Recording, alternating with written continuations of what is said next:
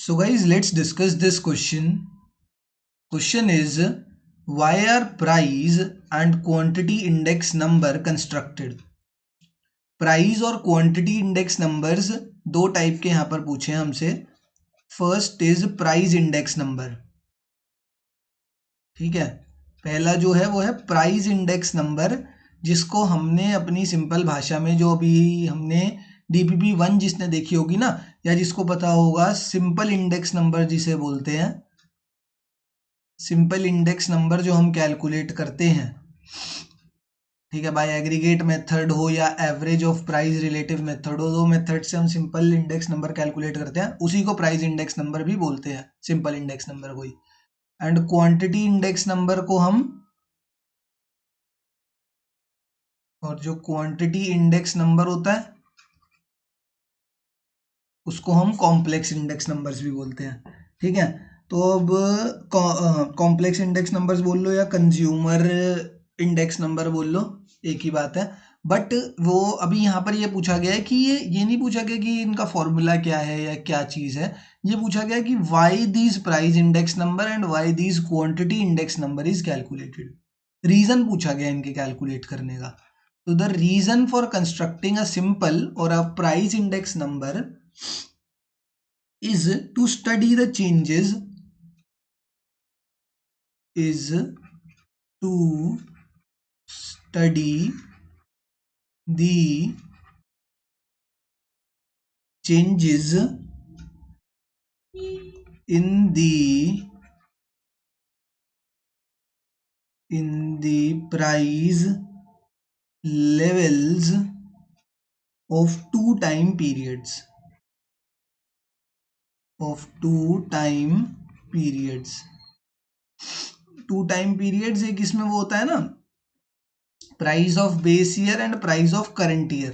तो price of base year और price और करंट ईयर के बीच में कंपैरिजन और उनके बीच में जितना भी चेंजेस हुआ है प्राइस लेवल में इन दो टाइम पीरियड के बीच में, उसकी स्टडी को ही हम प्राइस इंडेक्स नंबर बोलते हैं. ठीक है, एंड प्राइस इंडेक्स नंबर इसी के कारण की वजह से कि हमें जो प्राइस लेवल में चेंजेस आए हैं इन दो टाइम पीरियड में उसको स्टडी करने के लिए ही उसकी स्टडी को ही प्राइस इंडेक्स नंबर बोला जाता है. एंड क्वांटिटी इंडेक्स नंबर नाम से ही पता लग रहा है, तो it is done, quantity index number is done to study the changes, to study the changes in the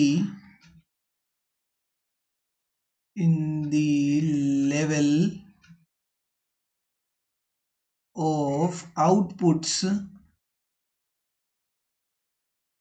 for